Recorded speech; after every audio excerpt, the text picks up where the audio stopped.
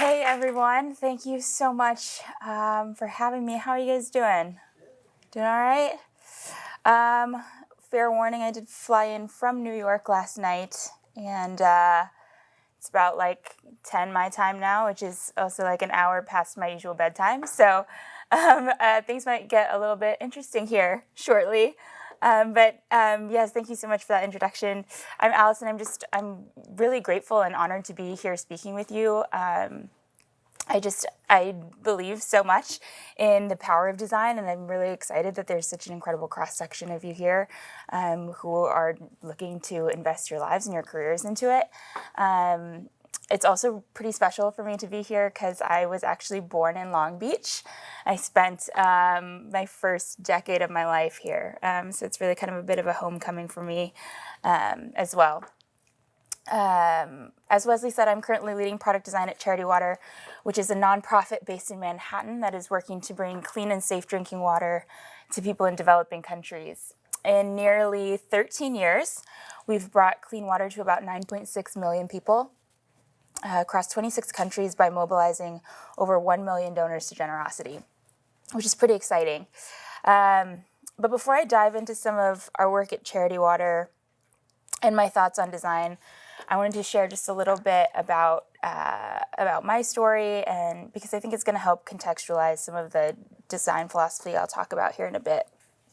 But I've been designing in the wild for 7 years now, with entirely self-taught origins, which is actually pretty funny because I've always loved this setting, like the classroom setting, the school setting. I was your typical like overachiever, the kid that like presided over clubs at high school and took on those like major AP workloads. I kind of worshipped this idea of being the smartest or the most successful, and I worked really hard to get into schools that would tell the world that.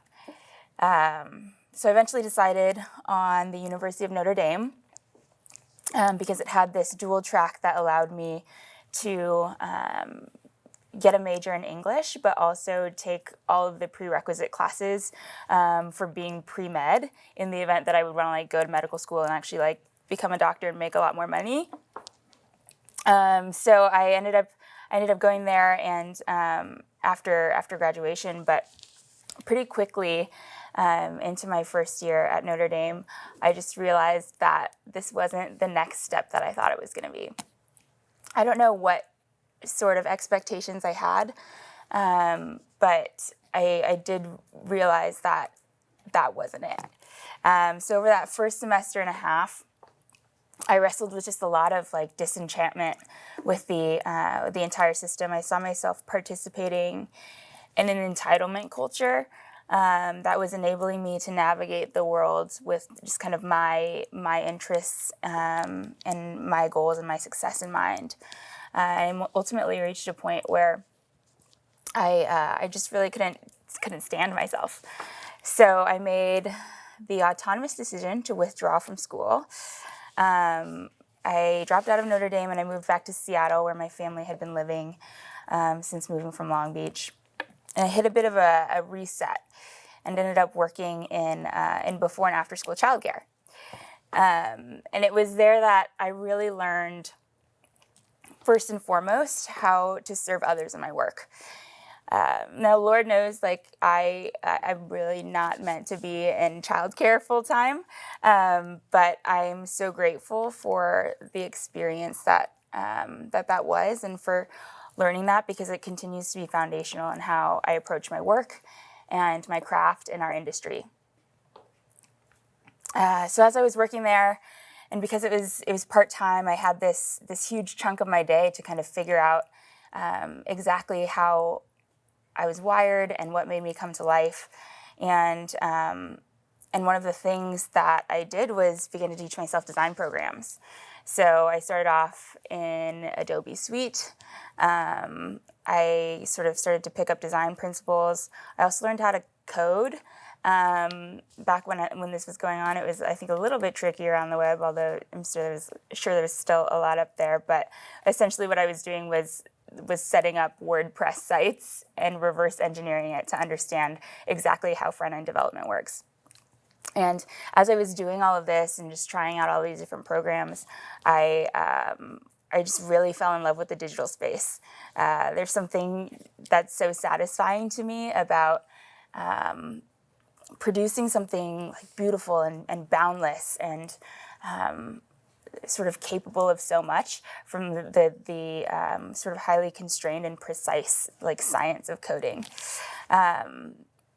It was also at this time that I had kind of established, as Wesley had mentioned, that that North Star for my career. So as I started looking around at the technology industry, as I started looking at what designers have the platform to do, what we're positioned to influence, I saw how much of a need there was for to be a voice of somebody who was really interested in serving others in this field.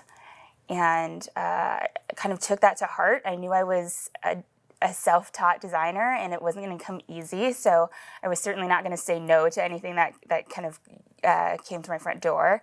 At this point, I had picked up freelance projects.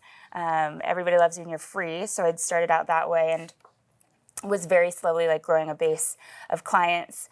And from there, actually got my first resident design position, just because I had hit it off with this client so well. And that was like a digital currency tech startup, so not quite saving the world, but certainly something that I had in the back of my mind as exactly that intersection that I'd wanted to get to. Not necessarily having any specific ideas about how exactly the steps I was going to take to get there, or like the actual implementation of finding that intersection of technology and social good, but knowing that that's ultimately what was going to be guiding all of my decisions moving forward. So basically, eventually, with the experience and the references, I was working with actual paying clients at one point, and then came on as a part-time resident designer at that startup.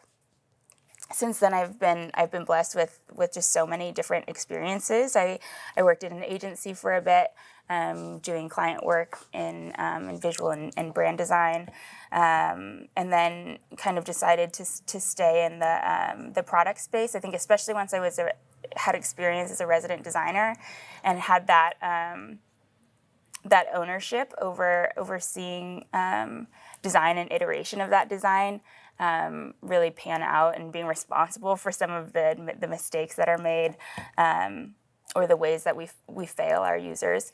I think I really fell in love with that really rich relationship of being a digital product designer, and so from there I went to Expedia, which is where I was most recently designing, and I was working on their corporate travel product before moving to New York and joining Charity Water.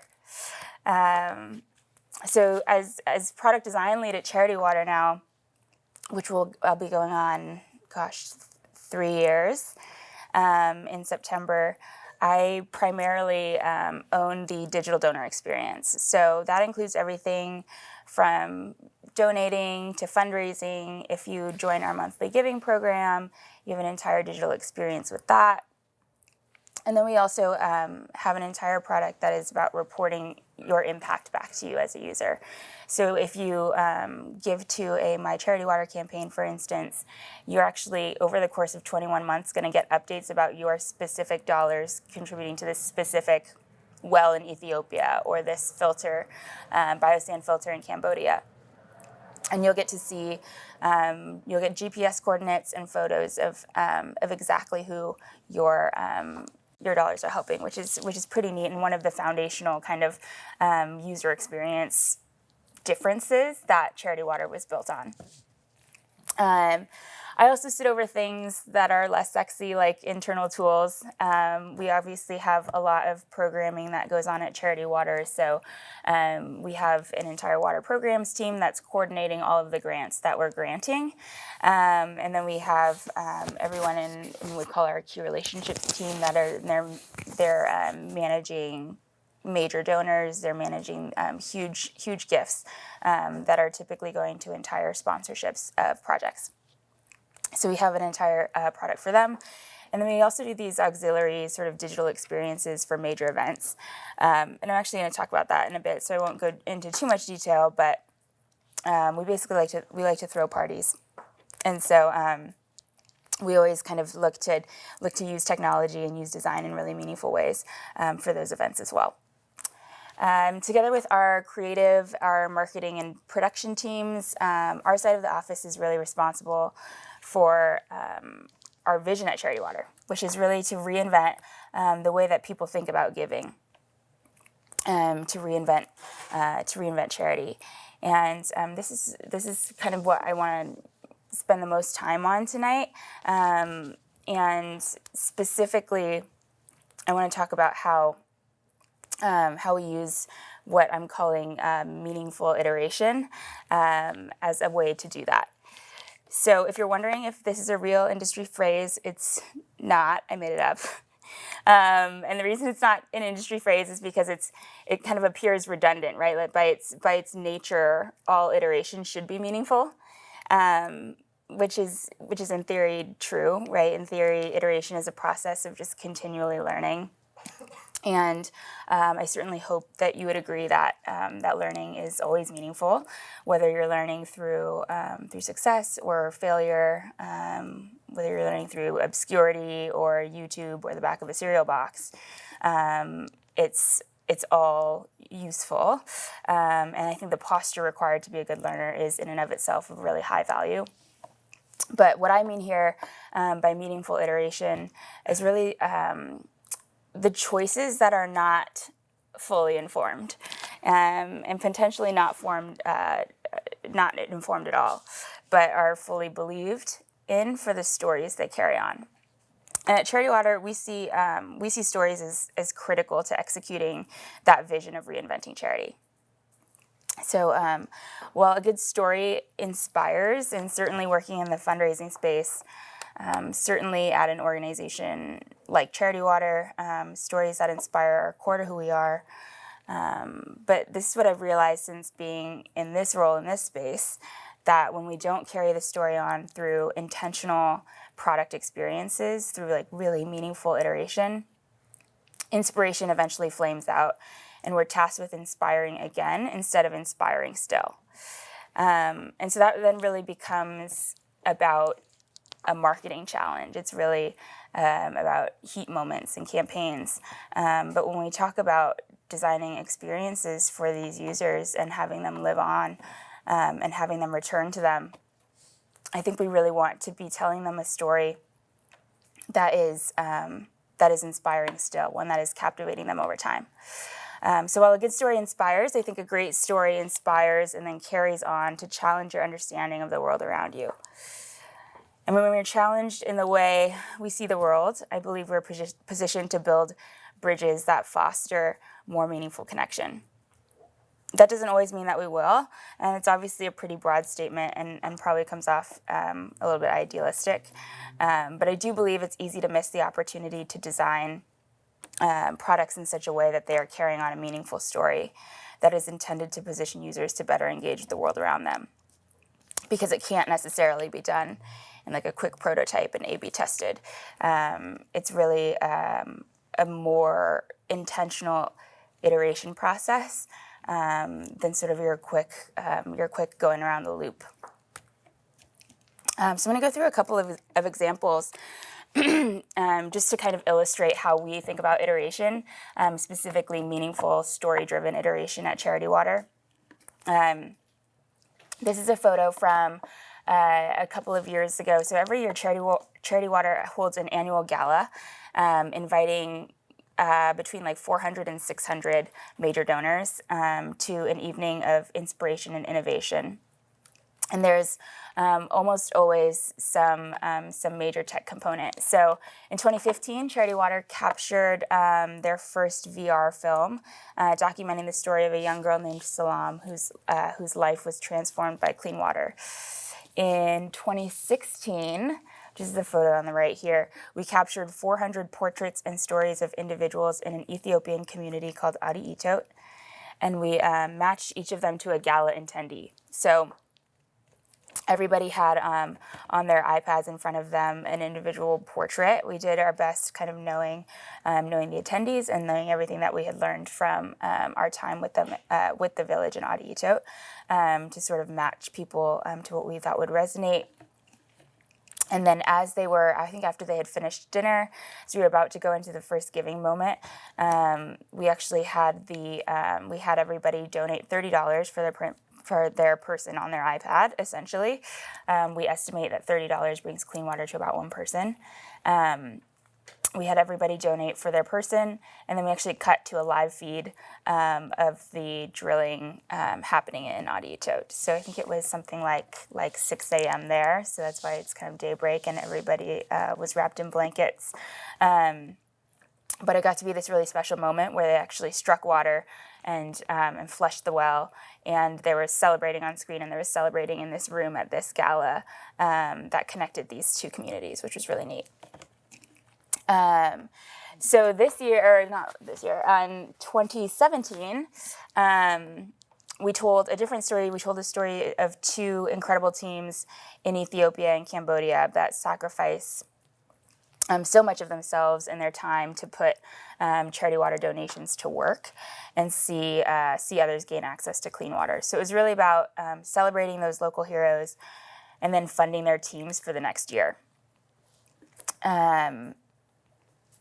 So because each gala kind of consists of this like inventive giving moment, that's to raise funds for the goal of the evening, which at the time in 2017, our goal was in the $3 million range. Just for reference, our goal this year is in the $7 million range. But that year, Scott had come back from a trip to the field he had taken with a longtime angel investor. His name is Michael Birch.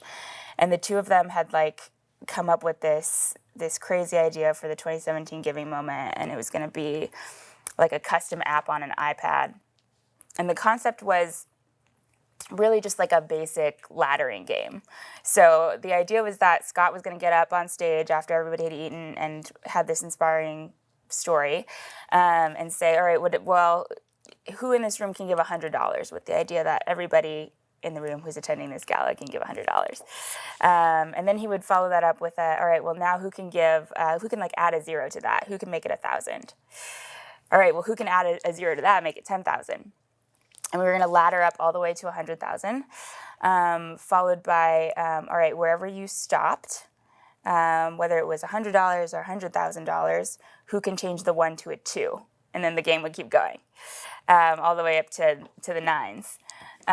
So it was going to be this like incredible dance between the personal digital experience, the shared digital experience, which was on the screen, which is basically like totaling up all of the dollars that are pledged, and then Scott on stage actually like giving giving the prompts, and so it was.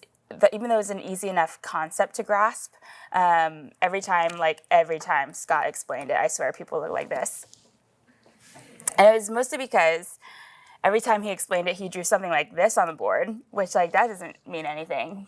And so in his mind, he really had something like this happening on people's iPads, and had kind of imagined, he kept calling it Wheel of Fortune, where he had imagined that there would be these tiles that you flipped over like Vanna White. And so to sort of humor him, not to humor him, but knowing that it would benefit the most from sort of extensive usability testing and seeing what it actually felt like, I took Scott's whiteboard drawing through an expedited wireframing process and actually did this interactive prototype, even though sort of branding was not applied yet or anything like that, but it was really to just kind of get the concept into his hands so that he could actually see what it felt like. And this one was really about honoring Scott's vision for it. So you can kind of see this idea of this simulated push is showing how he would prompt, and we would basically push to all of the iPads and the UI would change. So you would be able to opt into some and ignore others and such and that sort of thing. So I first presented this one to him, and Scott exclaimed how much he loved it. And I was I was happy enough with how it was executed that I could have gotten behind it, but the grid interaction felt really heavy to me. It just felt like a lot, and that didn't feel like quite the right narrative that we were, the story that we were telling that night. The giving moment would come on the heels of detailing like the incredibly hard work, like the hard labor and sacrificial service that our teams on the ground do nearly day in and day out. Like they take off something like 1 day a week, and they're constantly going from remote village to remote village, and are literally putting holes in the ground. And so the point was that our part in funding the work, in sort of being generous, was relatively simple. So after walking through the grid prototype, I pulled up this second prototype, which is the cursor prototype, and was really excited when Scott, in kind of a quieter but still confident voice, said, "Oh no, this is it." That it really simplified, it focused the attention, it simplified the experience, and just felt so much more lightweight, almost to the point that people were a little bit nervous about it, that it might actually feel a little bit too easy. So once we agreed on the direction, we kind of swung the other way, and some of our key relationships people, like who manage those relationships, got a little bit nervous, like, oh, is it too simple, and is it going to make it too frictionless? Like, people are going to not realize that they're giving so much money, or they're going to get too excited, and it's so easy to just keep pushing the button. Are they going to be giving away large sums of money and not know? But what we actually saw at the actual night was a little bit more of the opposite, that it didn't breed, that the ease of the giving didn't breed any sort of regret. We actually didn't have anybody come up and say, I need to reduce my pledge because I got too excited. It was really that they were enjoying it. They were enjoying the experience that it created amongst the table. It kind of had this like weird, like blackjack kind of vibe to it, where it was like, are you going to go up? Well, I'll go up if you go up. And it kind of blew our goal out of the water. We ended up blowing past our initial goal was just $2 million in the room, but once we completed the game, we ultimately raised $4.59 million for clean water. So this is just a quick little clip so you guys can get a sense of the energy in the room, which was pretty neat. From Cambodia and from Ethiopia. Parts are ready to purchase. We know how to do this. It's an extraordinary amount that goes into programs like this. And these two teams are ready to go. 100,000 people's lives are going to be transformed by what we're about to do tonight. This is amazing, guys. Oh, we're going to break 1 million. Incredible, incredible, incredible. Here we go, we're almost there, Scott. 87, 86, 92, 93, 95, 96, 97, All right, so then that brings us to last year's gala. Yeah, so I mean that was obviously a really incredible time. It was also the first time that we had a completely owned like iPad app experience that we designed from end to end. We controlled that experience, and so once Scott got a taste of it, we were never going back. In 2018, it was actually our first gala in San Francisco. All the other times we've actually had them in New York. And it was a different story this time. So this is really going to illustrate the way that we used the same sort of base technology, but iterated on it to tell a different story, and the impact that had. So this time around, we narrowed in on the fact that in Africa alone, women and children lose billions of hours a year walking to collect dirty water. So they're spending 2 to 3 hours carrying these jerry cans on their back just to go fetch water that's actually going to make them sick. but it's the only water that they have access to. It's the closest water they have access to. And so when we talk about the effects of not having clean water, it's not just the health aspects, it's that there's so much time that's lost in fetching it and getting sick and all these things. So that was really the story that we were putting together for the evening, and the point and the giving moment was really there to support this idea that we were going to be giving back time to people. So by funding clean water, women and children are getting hours of their lives back, where women can work, can earn money for their family, or they can be with their family. They could just be a great mom. For a lot of these young girls, it means that they can actually go to school. So many of them are missing school because they are literally walking to go fetch water for their family.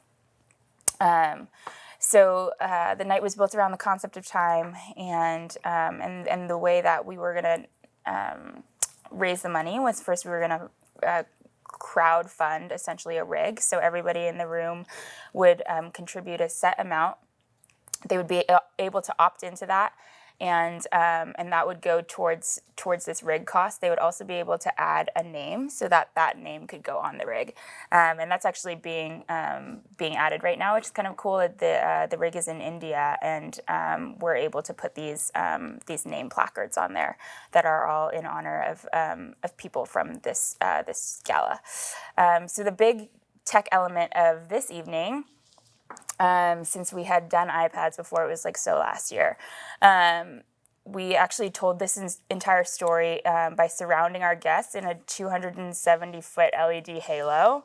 So kind of like this. This is obviously just like one side of it, but we had I think over 500 guests seated inside of this ring that essentially encircled them, and it told the entire narrative of the evening. During the dinner portion of the night, we had footage of sort of like our main hero of the evening actually doing her entire water walk. So our creative team went to the field and actually walked with her the entire time and captured her footage. And so that was kind of what was going on in the space before the giving moment. Here's a look at what our app flow looks like. I don't know how interesting this is to many of you, but I kind of wanted to sort of narrow in on the ways that we iterated from last year. So last year we really just played that game, right? So it was this blinking cursor at you, and you really could just opt in. This had a little bit of a different interaction, where first for the crowdfunding portion of it, you were able to just pledge that fixed amount, but you were able to add a name of somebody that you love. So being able to add that name and pledge that amount, and then you immediately saw this name fly up to the like giant halo that was encircling us. You'll see in a video that I have at the end that those names actually got put onto like a visual of the rig, so that people could see exactly what it was going to be like. So then the next portion of the giving moment was really that same like staged sequence, but instead of the game of adding zeros and then changing it to a 1 to a 2 to a 3, we were essentially buying units of time back. So the idea here was that you crowdfunded this rig. Now you're going to specifically give to 1 hour, 5 hours a day of drilling rig time. So that pays for the rig, that pays for the crew. And we just basically like broke down all of the math, which was not so fun. But it went all the way up to, I think it was 1 month of time, where you could essentially pledge 1 month of time. And then similar to last year or the year before, we then sort of had this ending experience, or this like final top off moment where you could then add any additional amount of time that you wanted to. So if 1 month was not enough, you could add a couple of hours, you could add a day. And the way that this calculator portion worked was that everything was segmented down in specific units of time. So you were constantly giving a full unit of time.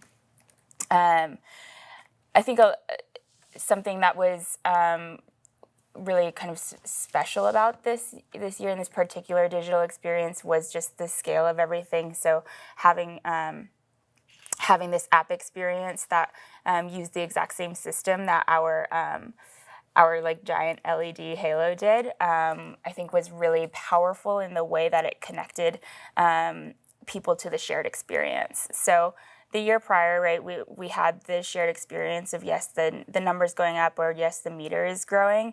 But this was such an immersive experience of people really feeling like they were in it together, and that they were in it with everything that was happening on the screen.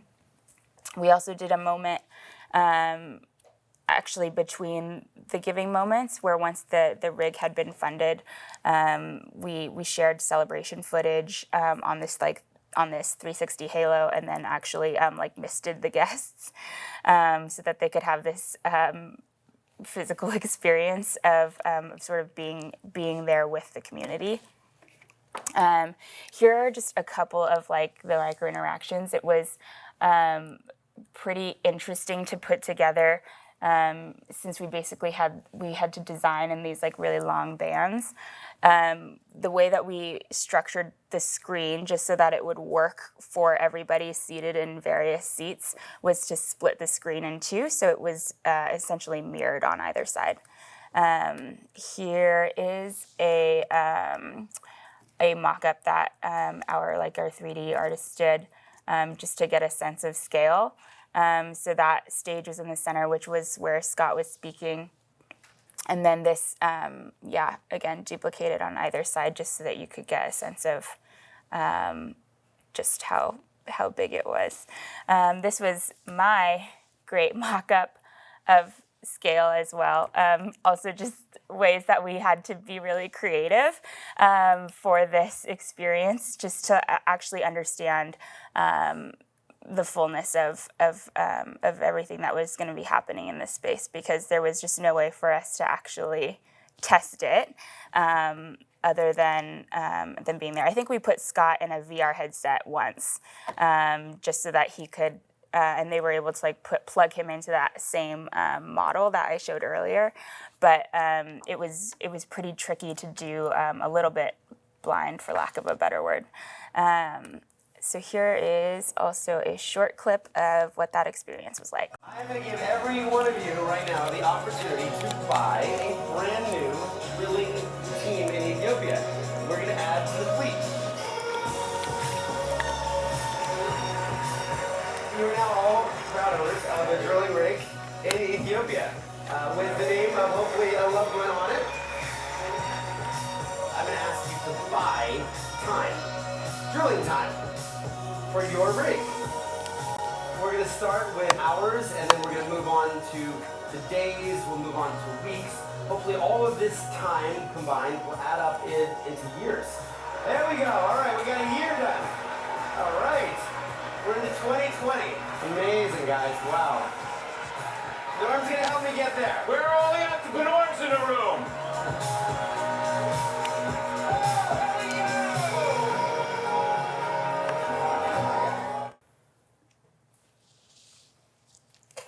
Great, so that's Charity Ball. You guys have all experienced it.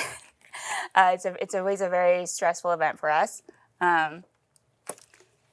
but always really fun, and always one of our, I think one of our most fun little playgrounds for us to be really innovative with the way that we use technology, to be really innovative with the way that we think about design. So even this year, as we talk about the next one, which will be in San Francisco again, our senior brand designer is getting really excited about a lot of different ideas that she has. So this is a little bit of a less sexy iteration, but I think one that shows kind of meaningful iteration in a very different way. So we still do a lot of storytelling in this kind of experience, but the spring is our monthly giving program. So this is our ongoing digital experience, and to tell a story for that amount of time really requires a different approach, right? Inspiration, like we just did, like we just saw, and what we do at a charity ball is not something that is really sustainable for something like a monthly giving program. People are not looking to have that kind of experience every day, and they're also not looking to have the same kind of experience.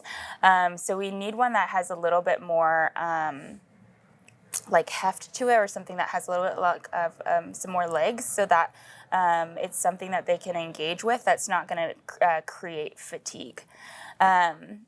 So monthly giving is really nothing new, but just considering how the consumer subscription landscape has changed in the last few years, we see our monthly giving product as an opportunity to inspire a new kind of generosity. So it's one fueled by commitment, maybe even sacrifice.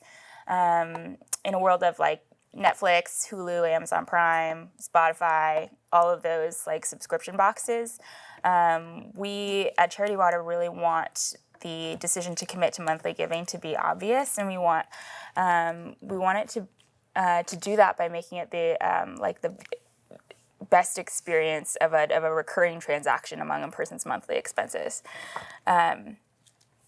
And so the way that I structured this one is just by creating a few principles, actually, that help us to be really mindful about the way that we iterate, even though we're still making some of those meaningful assumptions. So we're not necessarily testing every single feature for the spring, because right now so much of it we believe is just kind of core to what we believe and core to what we've promised in the product.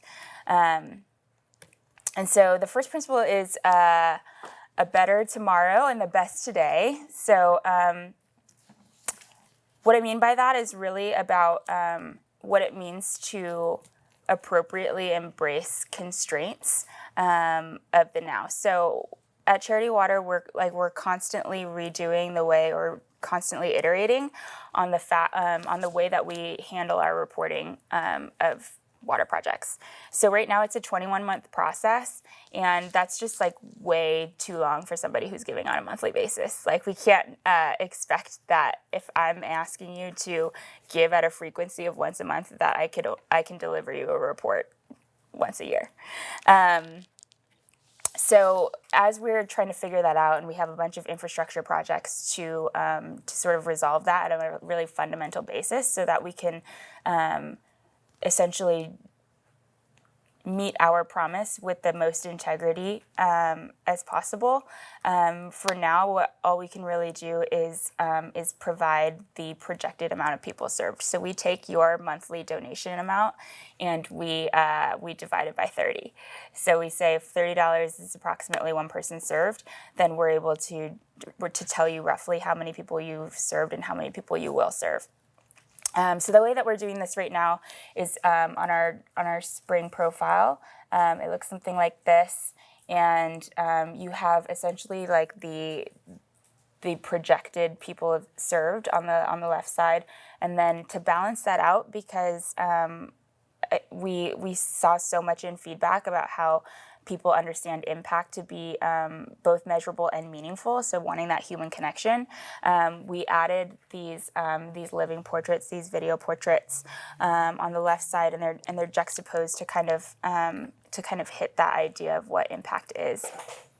And have seen a lot of really like positive reception to just kind of having somebody there smiling back at you.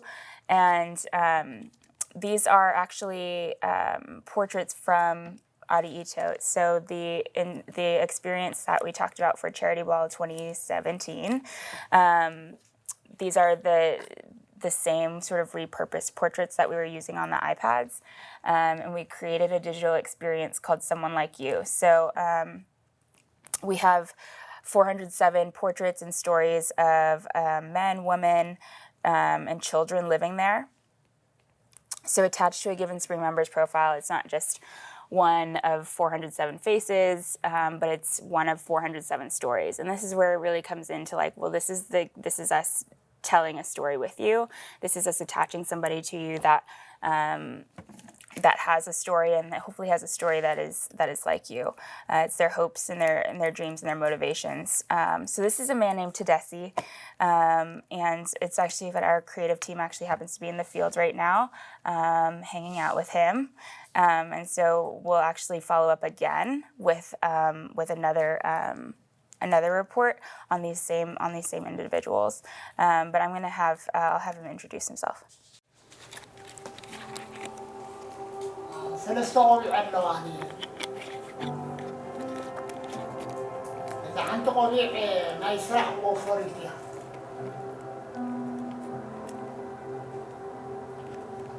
እታ ሓንቲ ግን መሊሳ ናይ ቤተሰብ መሕወሲት እያ ንኸተማን ናይ ሰርግ መርዓን እያ ናይ ቤተሰብ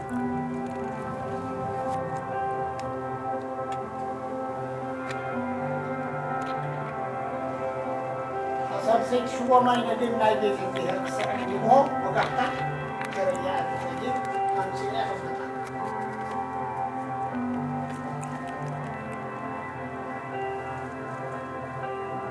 تدك نسيو دكيلو أني أو كرسي سنة فترة أنا كرسي قرات سنة هنا تعرفنا بسم دك توعك سنة يوفر تعال يزعل أدري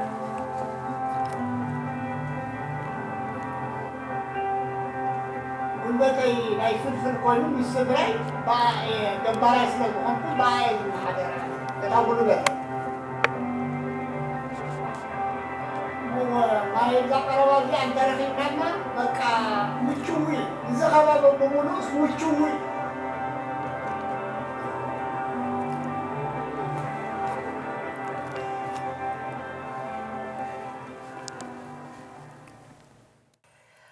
Stories like Tedesi's resonate with us because they remind us that at our core, we're really not that different. We're all humans. So we embedded this feature to drive that personal connection even deeper.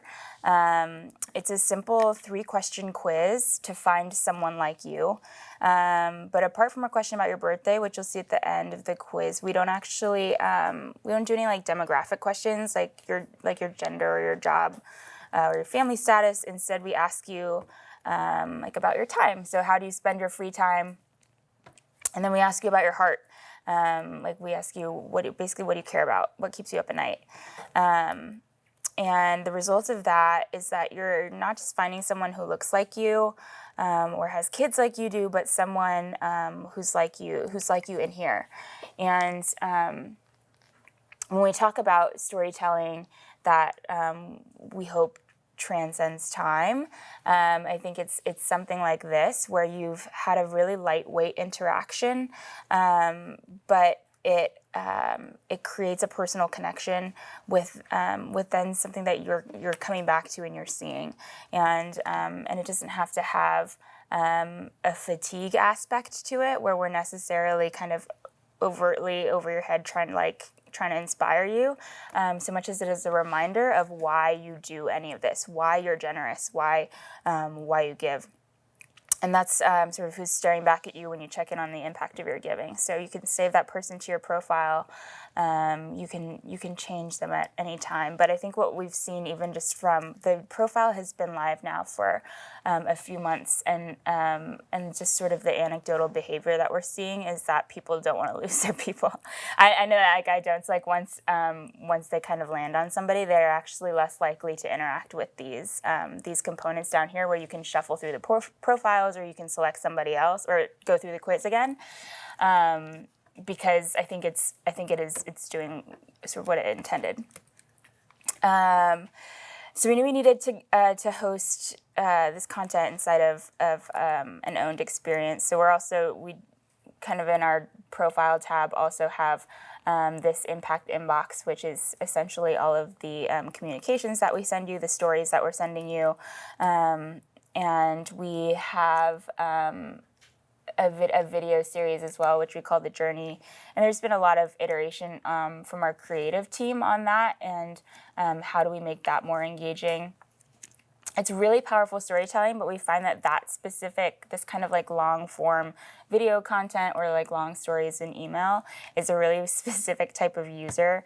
And so those people are going to engage with it every time. And then the majority of users are glad that it's there, but don't necessarily engage it, don't watch the full videos. Something about even having it and a feature like the impact inbox, though, on the profile was then to kind of give those people the assurance that they could always come back and find that content. And even just from like a comfortability perspective, where somebody feeling like, oh, well, I can go see the impact if I want to, even though I don't need to, has kind of shown some positive things so far. So the second principle is keep learning and learn how to learn. We try really hard at Charity Water to always be learning, but it's certainly difficult because we don't have that many users. But more than that, I think like our product rate is really it doesn't have the most tangible feedback, and so really the things that we can measure from an actual digital perspective is what are they clicking on in their profiles. We can track things like how many videos they've watched and how long they've watched them, and we do see correlation of those things with retention in the program. But we're also looking for ways to learn faster. So the way that we apply sort of meaningful iteration to that is to actually take some of these like leaps that we make, the things that we use our intuition for, and create experiences that we can then sort of put in front of our spring users. So we do find that a lot of people in the spring, a lot of people that donate to Charity Water in general are incredibly generous with their time. They are huge fans of the organization. And so they're usually willing to sort of give some feedback on new experiences. This is an idea that we've been tossing around for how to get past that 21-month reporting period. So what would it look like to give our monthly donors insight into exactly how a grant is progressing in time. So being able to see those metrics update, it's not a finished project yet, right? You're not seeing water flowing yet. You're not seeing the exact people that are being served, but you are getting a little bit more of a dynamic experience. That can kind of show you the allocation. So the impact tracker was about bringing sort of to the forefront the upside of this allocation method. So the concept of tracking a specific grant was a way to give donors choice while still maintaining relevancy to their actual gift. So the way that the spring works is, without like getting too much into the weeds, but the dollars go into a spring pool, and then that's spread out across all of the different countries that the spring impacts right now. Again, like I said, we're iterating on that allocation and reporting method as well. So I think that's also what makes it tricky to be in my position, where we're balancing kind of iterating on the user's end and iterating on the back end. But the idea here was really just to be able to give people a sense of choice. That was actually not that big of a deal to people. People were not that as excited about it as we thought they would be. And then we have the metrics up there that I think are pretty straightforward. We also were able to talk about the life cycle of the grant, so adding a little bit more of an education aspect to the product so that people are getting an understanding of exactly how their money is being applied in the field. And then being able to sort of hint at some sort of dynamic updates. So whether that's somebody from our team, which is something that really resonated with people, just being more connected to us, or just getting an update about the general phase of the life cycle, sort of inspired that feeling of connection, or like feeling like they had a little bit more ownership or stake in the program. And then finally, this was like our big like surprise feature that really like hit it with people. We had kind of just thrown it in there as as like a last minute thought of like, well, what if you could send a note of encouragement, send a note of thanks to somebody in the field, even if that wasn't even if it wasn't a chat feature or anything like that, if it was something really lightweight, and people got very excited about that, and I think it showed us just how much our spring members do get it, that there was this sense of honor and privilege with being able to interact with somebody in the field, and it was a little bit of a more hands off of like, well, I don't need choice in where the money goes and all that stuff. Like I get that you guys are, I trust that you guys are doing that work, and are just being discerning about it. And so here were just a few of the sort of additional reactions to the prototype. It was exciting to get, we think, a clear indication that we were sort of starting to really like scratch at the itch that's there. I sat in each of these sessions that were conducted, and there were some like visceral aha moments. We're seeing that, that it was aligning with the narrative and the way that it was supposed to. So this is something that we're looking to implement in the next quarter or so, or unless we actually are able to make some of the infrastructure changes before then and do something a little bit more meaningful. And then finally, the third principle of just championing the larger story. Our final sort of hypothesis is around spring members was that we needed to recognize them in some way, and it didn't have to be super flashy or like they didn't need their name on a well, but how do we sort of mark the passage of time and the passage of their impact in a meaningful way? So we just launched badges on the profile. We haven't done a lot of product marketing around it, and so we haven't seen haven't gotten like a really good signal on reception yet. But we're excited about those things. We also released a referral feature, so being able to have a customized landing page that essentially allows you to share the spring with your friends and family. I'm running out of time, but I think this is the last thing that I wanted to talk about was really this idea that these principles of meaningful iteration that we kind of went through, that they can be applied to way more than just design. I think it's easy for us as designers to get really wrapped up in process, and because we talk about process so much and design thinking so much, that we think that I think it can be easy for us or for others around us to start to think that it is some sort of privileged point of view. But I think the reality is that the core of design thinking, even as we talked about meaningful iteration, like it's not really officially following the flow, it's not officially following process, it's not the double diamond, it's not this or that, but the core of design thinking is the same, and it's that it's okay to fail, and to get up and try.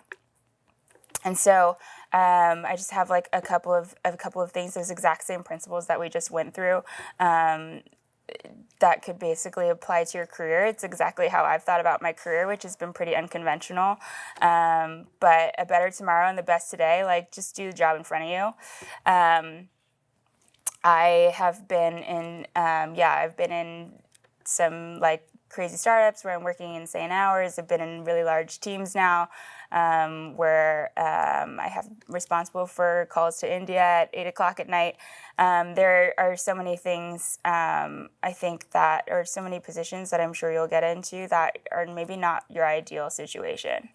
And it's not exactly what you thought your design career is going to pan out to be, but I promise you it all relates to one another. Like if you put your head down and do your job well, the other designers around you will see it and they'll get it. And it will apply to the places you go next. Keep learning and keep learning how to learn. Try new things. I talked about earlier and with my story that I kind of had that chunk of time where that was where I got into like learning how to code and learning how to do different design programs.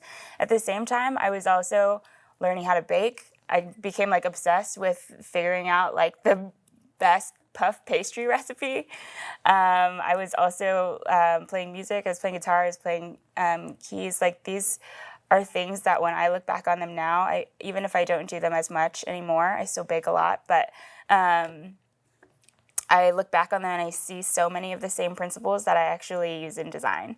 There's the same sort of obsession with detail and the same sort of creative in a high constrained environment in both baking and music that I love how that is exactly what I do now. So I think it's figuring out what about design makes you come alive. And then sort of the other hand of that, where you keep learning how to learn, like stay on top of the tools that are the tools and the soft skills that are core to those things. So if you figure out like what exactly about design makes you come alive and chase that, then just make sure that you know how to do it. Because if you're not asked to do it in your like current position, you might be missing out on how it's changing in the industry because it's changing fast. For me, it was that I did really enjoy coding, and so I try to stay on top of front end languages, even though it's not really in my job description right now. And then finally, just champion the larger story. I think this more goes back to sort of that idea that I was talking about again with the beginning of my story, where define a North Star for yourself. And have sort of an understanding of where you want to go. You don't need to have the steps to get there. It doesn't even need to be a concrete place that you're going.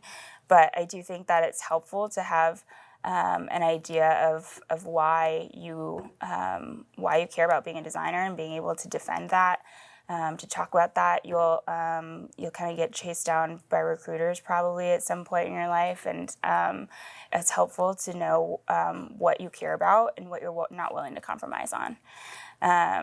So that was something that came to fruition for me as early as Expedia. I was talking with my skip manager at the time, and he had just made a decision to leave the company, and he was going to the Bill and Melinda Gates Foundation.